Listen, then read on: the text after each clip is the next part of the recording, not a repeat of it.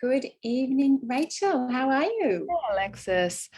I am actually doing really well now. Thank you. I've had a marvelous day spending the morning with you running a workshop, and this evening in my clinic, which is where I am now, running a workshop with my fellow team members, looking at a therapy called internal family systems Mm, therapy. So I've had a day of mental and social stimulation. excellent. Yes. And this next half hour is likely to be even more mentally and socially stimulating. We had actually loads of input. So you picked a great topic. The cost of healing. What can you tell us, Rachel, about what you'd like to speak about tonight? Well, the reason that I thought we might have a chat about this topic is because I saw a post on someone else's page that was titled "The Cost of Healing," which I also took to mean the cost of doing our inner work on ourselves, which I've recently realized, well, some time ago, realized that it entails, expanding our core self, our true self, which is, a really vulnerable thing to do. And in order to do that, lowering our defenses, working on the fight, flight, fawn, and freeze survival mechanisms that have kept us protected and tried to keep us safe all these years. So relaxing those, while that might sound, nice, and phrases like self-awareness and personal growth, these sound really, really lovely. The words themselves don't quite kind of convey how this can be hard. This can be painful. It can leave us feeling exposed, confused, perhaps even grief-stricken for a time as our defenses are softened or lowered and we get in touch with the grief. We get in touch with those parts of ourselves, those feelings, those unmet needs that we've been defending and against and protecting ourselves from, that have been exiled from conscious awareness all this time. Self-awareness and personal growth actually entails going into those places inside of ourselves and really examining that stuff. And that doesn't always feel good. It is good, but it doesn't always feel good. Okay, so you're talking about the pain of healing. You're talking about, the suffering.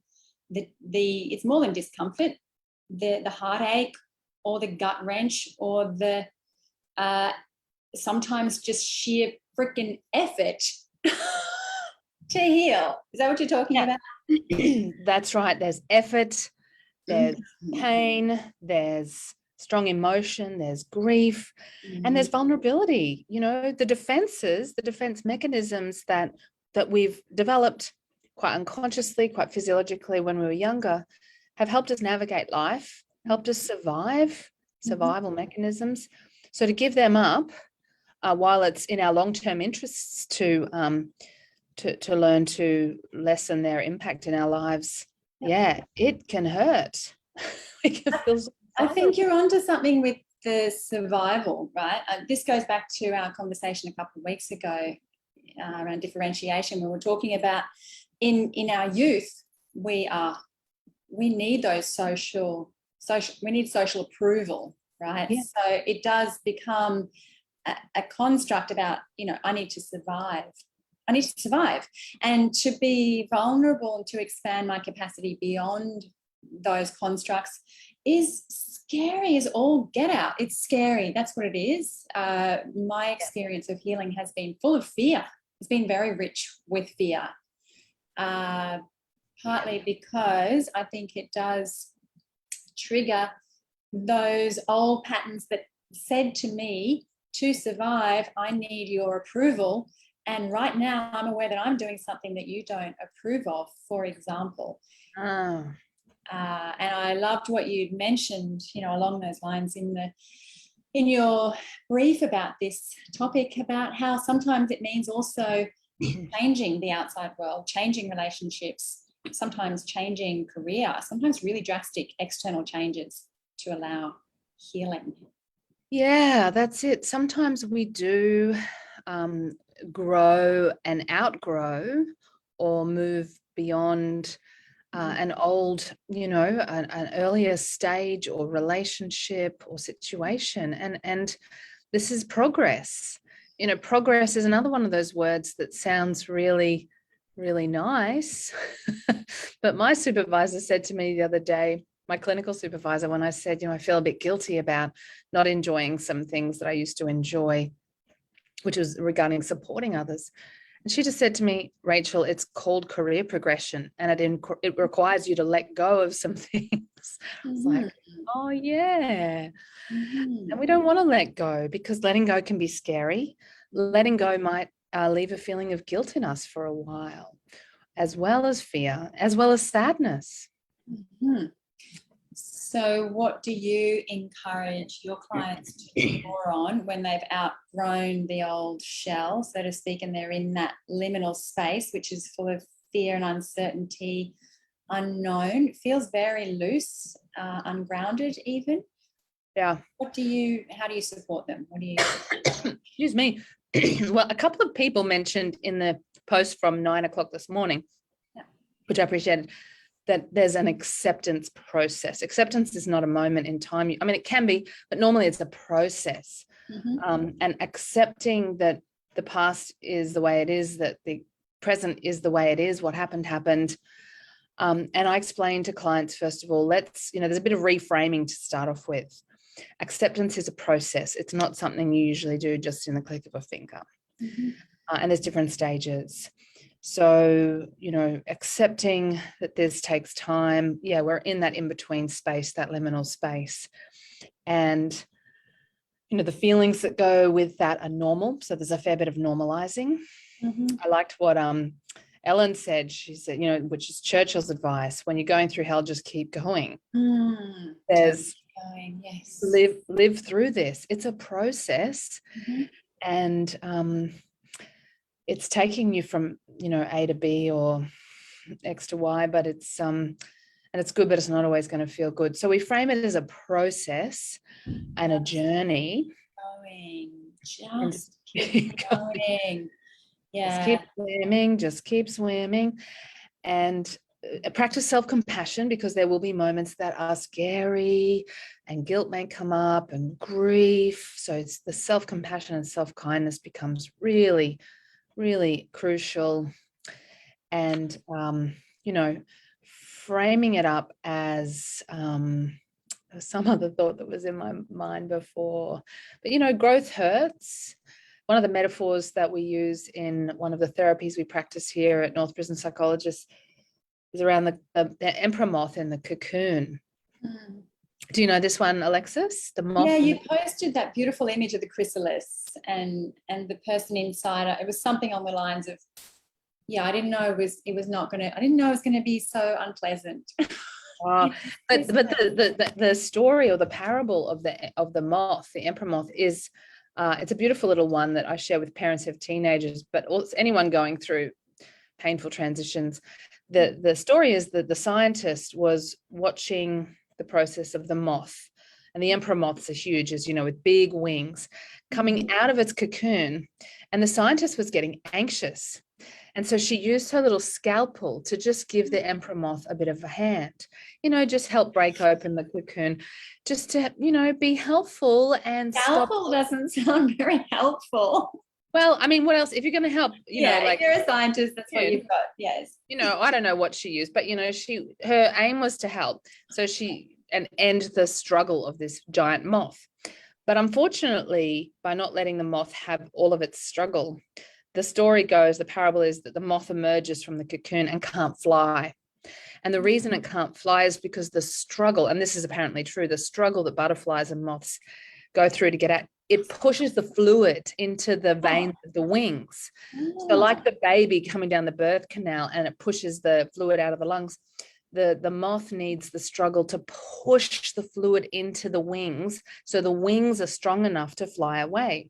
And the sad poor emperor moth couldn't fly when the scientists tried to help her, because She needed the struggle in order to gain the strength. And it's such a beautiful metaphor for why we need our struggles as well and our sufferings, because it's useful in gaining wisdom and compassion for others. And so just keep swimming. You know, if you're going through hell, just keep going. Obviously, seek support, look after yourself, but there is a degree of just observing and bringing compassion to whatever arises. I love that. So what I've heard is acceptance, including the fact that the process will involve challenge and that we won't grow unless we are challenged. That's something that's come up a lot for me in clinical practice over the years, with particularly working with transition. So birth, for example, is an area that I've worked a lot with. And, you know, just through hearing women talk about what they want, they actually want the challenge. You know, they're like, I don't really get that many opportunities to see what I'm really made of. You know, my life has been fairly cushy. I've basically achieved what I wanted to achieve, right? I want to know what I'm really capable of. I mean, it's probably the same thing that pushes people to do marathons, you know, or extreme sports. But you know what? You don't have to give birth or do marathons. You just have to be human and be really willing to feel your feelings, because that's enough for a challenge if you're willing to accept the challenge. Yes. Yeah, it's And there is something about that almost being squeezed into something else. Yeah, I really love that reminder that of the moth being pushed into the wings, the fluid into the wings, and the same with our own birth. It's almost like we crave that again, that being squeezed into some new form, some new shape. And we do underestimate ourselves. So especially in our like modern high-tech lives, we are capable of getting, you know, it's the hero's journey that we're all on, faced with challenge and confusion and uncertainty and setbacks and disappointments. But that's the hero's journey, right? As you keep going and you don't really know what you're doing, just like Luke Skywalker, just like Atreyu, just like every hero. They feel weak, they feel vulnerable, they don't really know what they're doing, and they keep going. And Jenny says it can take years to accept your feelings. It's not a life sentence, and yes, it's a very big process, but it's doable. You know, when my clients are in the costs of healing, coming out of denial, feeling pain, feeling grief, I remind them that it is doable, just like Jenny says. You know, they have some efficacy, and they also have some agency and choice. You know, you don't have to feel everything all at once. You don't have to do all your grieving work all at once. You don't have to process childhood trauma, you know, in a week. Take your time, pace yourself, be patient with yourself. It can take a long time. So the other thing that came up, and I loved your question asking people what they'd add to the list, because the other thing that came up for me is faith. And this is something that I think can be a little bit contentious, because it you know, errs on religion. And I also think that there is something, I think, whether even for an atheist, I'm suggesting this, I don't know, but there is some points in our lives where we go beyond our existing capacity, beyond our existing skills. We have to put faith in something outside of us, even if it is a practitioner, therapist, if it's a surgeon, you know. What choice do you have there? That's right. Yeah, there's some faith. I'm thinking of AA as well. There's certainly a component of relinquishing or surrendering. And I know the biggest transformations that have happened in my life, I have absolutely needed to have faith in something outside of me. And without that, I would not have. I would have absolutely stayed in my comfort zone, no matter how painful that was. Yes, there was a need for faith. That's something, I don't know what your thoughts are on that. Faith, yeah, well, confidence means with faith, confidence, to have a degree of confidence in yourself.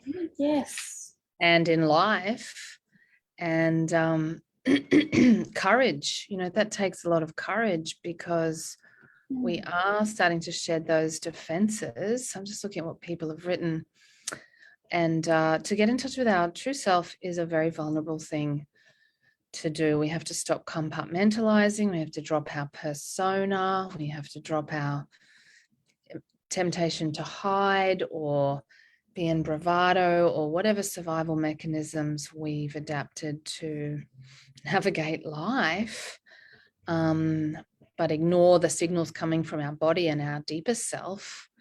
I guess I just wanted to do this video today just to say, if anybody's doing their work, holy cow, good on you. So many people don't, because it's hard. Mia made comment about the difficulty of letting go of the old self and being in limbo. I can relate to that.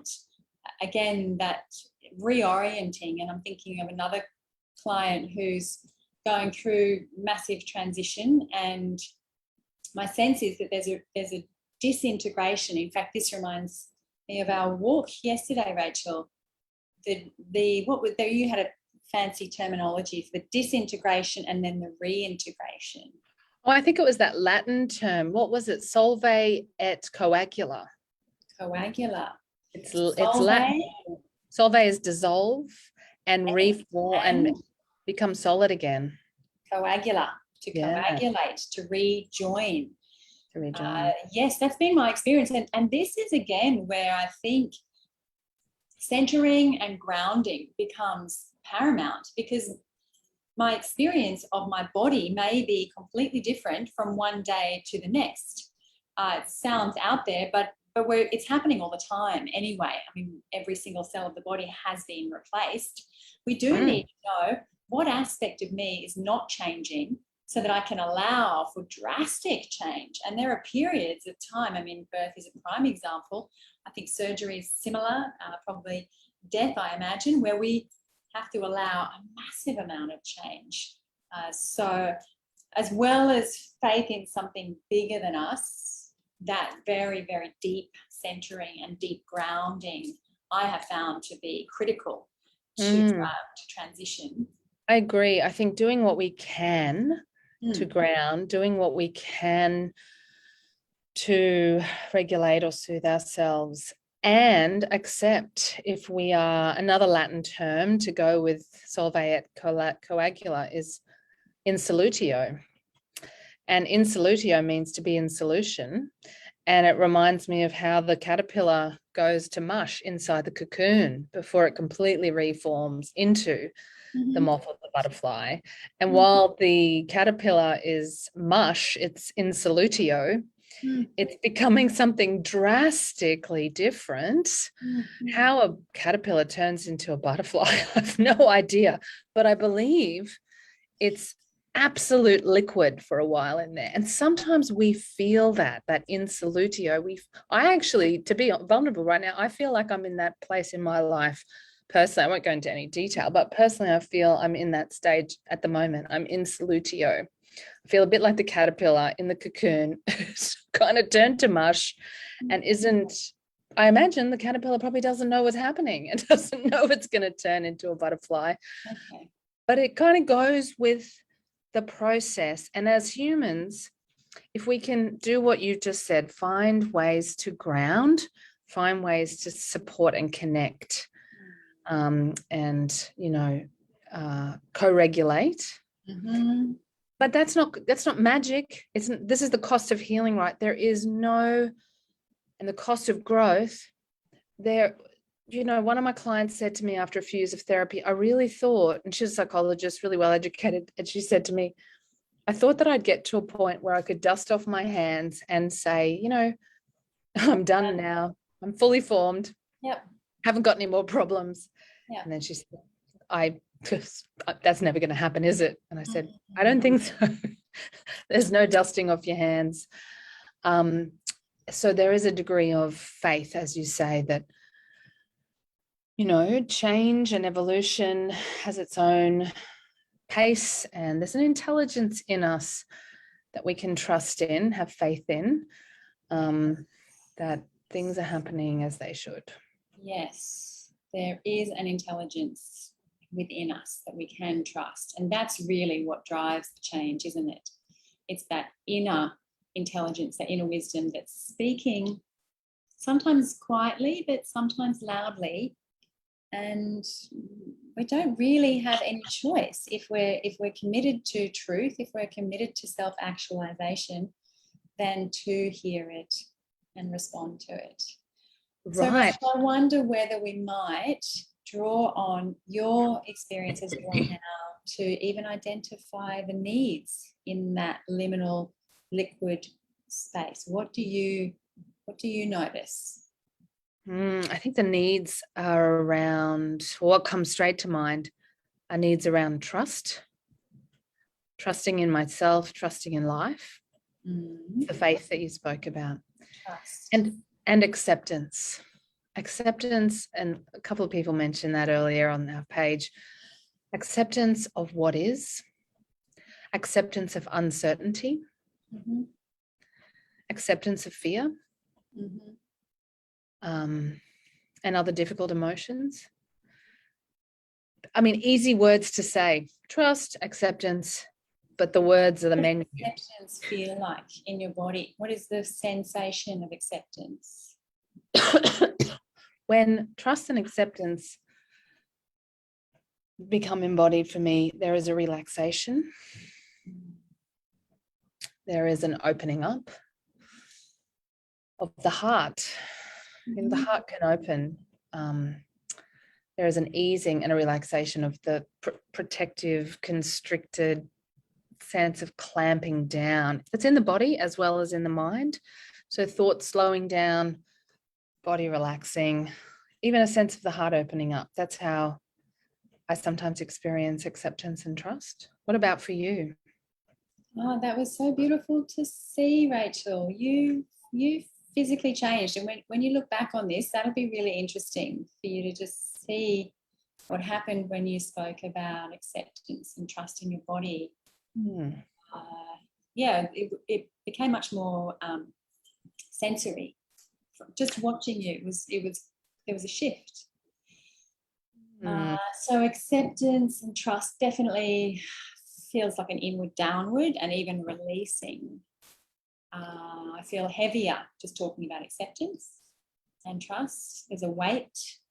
Yeah, there's a weight to it, like a stabilizing force, almost like gravity.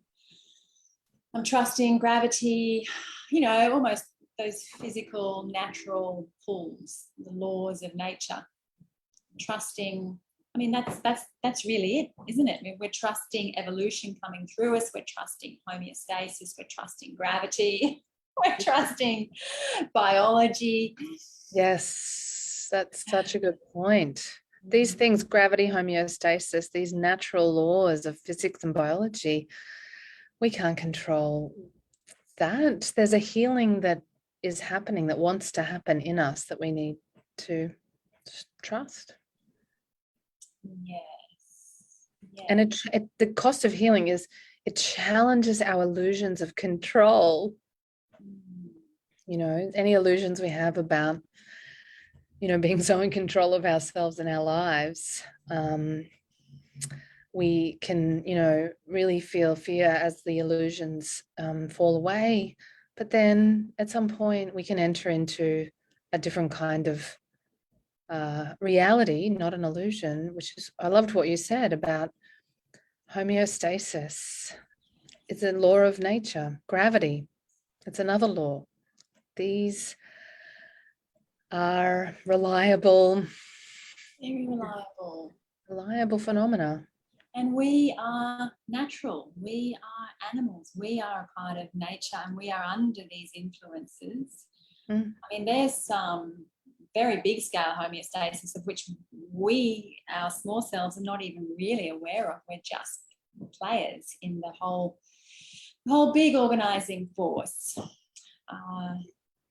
Yes, there was something else in there that rang true when you were talking about trust and acceptance. Yeah, what do we trust? What do we put up? That's what it is. Real periods of integration, for me, disintegration and reintegration have helped me to strip back. And you mentioned this in your brief as well about, you know, almost cutting the dead wood is how I saw it. And I find fear really crystallizes what matters. You know, I'm thinking about our recent floods. Actually, I find I thrive in some way when survival is right there on the table. It crystallizes my thinking. I become very clear thinking, and I have a lot of energy for action. And that can be very helpful. I mean, I think that can be the same energy that can potentially be destructive if not acknowledged with maturity and the whole picture. But there's something about that fear and uncertainty that crystallizes the fact that a lot of the frou-frou that we're caught up in daily life is really frou-frou, right? And at the end of the day, it comes down to some really basic safety mechanisms. Am I safe? Am I loved? Are the people around It also me sounds like, I like frou-frou, I'm stealing that. It also sounds like what you're talking about is when an intuitive intelligence kicks in. You know, the whole body knows what to do. You know, it's like when you trip, because I've had some aftermath of COVID, and one of them is I'm feeling a bit dizzy, and I've been kind of falling over a little bit lately, and I watch my body correct itself, and I'm not thinking about that. My body has its own intelligence, and there's an intuitive way in which it knows how to walk. It knows how to stop myself falling if it can. Like my body knows how to do so many things without me thinking about them. I think the problem with fear is when the thinking mind kicks in, the anxious mind kicks in. It reminds me of a story of a client of mine who was on a safari in Africa, and she got chased by a hippo. Now, that is not a funny matter. You don't want to get chased by a hippo. No, they're responsible for more deaths than lions, cheetahs, you name it. They're deadly. She's in Africa getting chased by a hippo. And at one point, and it probably would have trampled her. She tripped. She was in grass. She tripped. And when she tripped, she froze. And the hippo couldn't see her in the long grass anymore. And eventually the hippo went. And when she finally felt safe and it was okay to stand up and the hippo was gone, that's when she said fear, in the way we normally think of it, and anxiety kicked in. The fear wasn't there when she was running or when she was tripping or when she was lying in the grass. The fear kicked in when she stood up and her mind kicked in and went, oh my God, I was getting chased by a hippo. I could have died. I nearly died. Oh my goodness. And she started imagining it. And she said to me, once my imagination kicked in, I really suffered. I thought, that's exactly how the mind works, isn't it? Such a great story. And her story reminds me when I'm in fear or any raw primary emotion to see if I can just, as much as possible, it's so hard, just stay with that raw, visceral, direct experience of it, because there's some intuitive intelligence that can handle it, even when my mind says, I can't handle this. That is an excellent story and so Buddhist. Yeah. My mind kicked in and I suffered. My mind kicked in and I started to suffer. Yeah, essentially I was identified with my mind, and that's when I suffered. And the imagining, the remembering, and then the imagining, which is the mind. And this starts from about the age of 3, maybe 4 years of age. So, our minds have been helping us and also causing us a great deal of suffering for a long time. So there's a lot of work to do in working with our minds. And as we do so, I guess the key message before we finish up and tell everyone about the rest of our program that's fabulous that we're running, my key message today is I want everybody to know, so it takes away all the shame, that as far as I know, you never stop suffering. That is a Buddhist teaching. Life contains suffering. I haven't stopped suffering, and I've been doing my inner work since I was in my early 20s. So I just want everybody to know that, that there is no end point as far as I know. Maybe there is, but it's most of us have not found that, and doing your inner work does not lead to bliss. It leads to shattering of illusions, no more compartmentalization. We come out of denial, and yeah, that doesn't always feel good, but it's still good. And it's better than the alternative. No more? Did you say no more compartmentalization? No more, well, you know, the kind of compartmentalization that we do, where we kind of block and deny certain kind of realizations. I think when we come out of denial, we start to integrate. And all of these defense mechanisms, compartmentalization, denial, repression, minimization, like all of them, you can look them up on the internet, right? All of them make life easier in a way, in the short term. They're trying to help us. That's their function. But in the long run, they make life harder. We can't be our authentic self.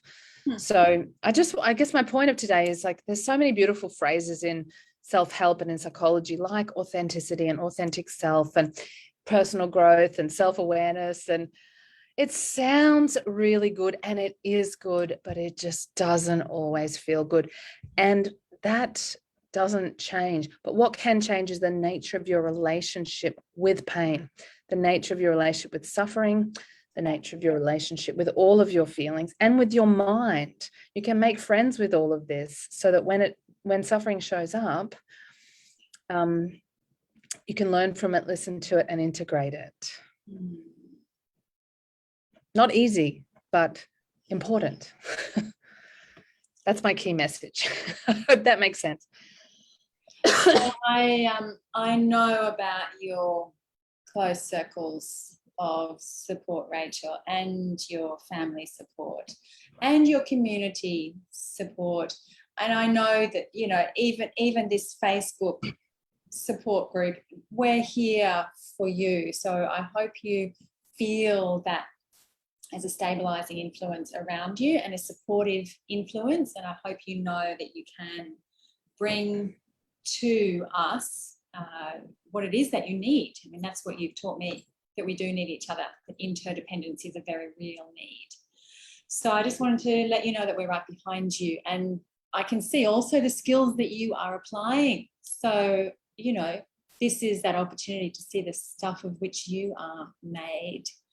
And I have no doubt that we will all benefit from your struggle, much as that may not mean much to you now. And it does.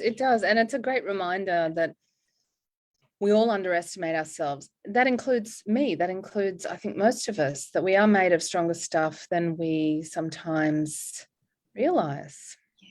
It's a good point. Yes. Holding on to a trust in your own resilience and your own deeper intelligence. I think that is a real kind of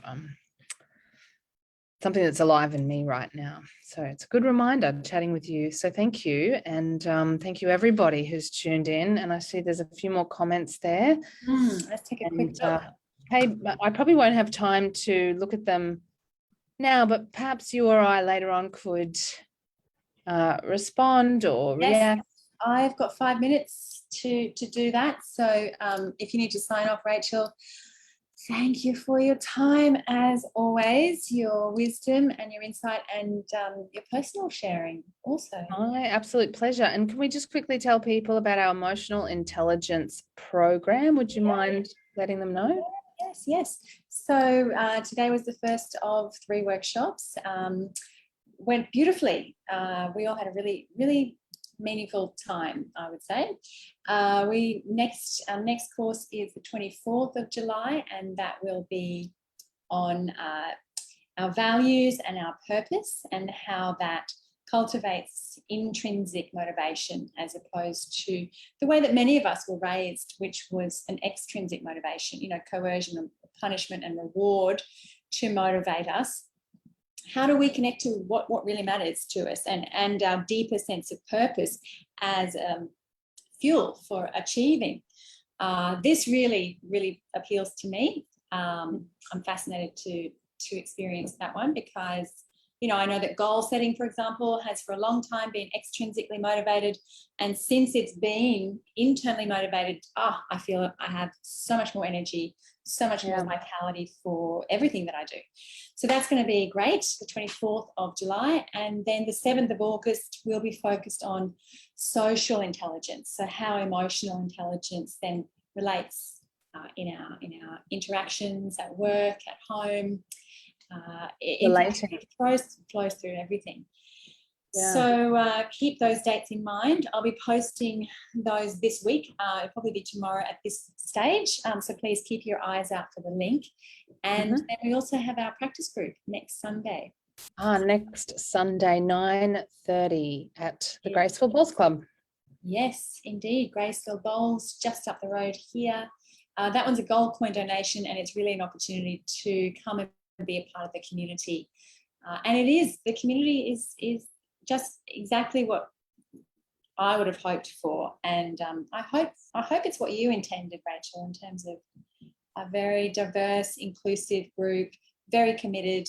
There's some solid members in the group. They've really done their work. So we welcome newcomers. We absolutely do. And it's wonderful to have a safe, supportive space of people willing to bear the costs of healing, knowing that it's really better than the alternative. So true. Yes. And those are the moments when I come together that I really do feel confirmed for the work that I'm doing on my own. Some celebration in it, in sharing it. Yes. Well, thank you so much, Alexis, for sharing this wonderful and interesting discussion with me and us today. Thank you to everyone who's tuned in, and hopefully we'll see you next Sunday morning at the practice group, but if not, next Sunday afternoon on Facebook. And live at 5. Live at 5 next Sunday. Yes. Thanks, Rachel. Thanks. Completely well. And thanks, everybody. See you soon. Bye.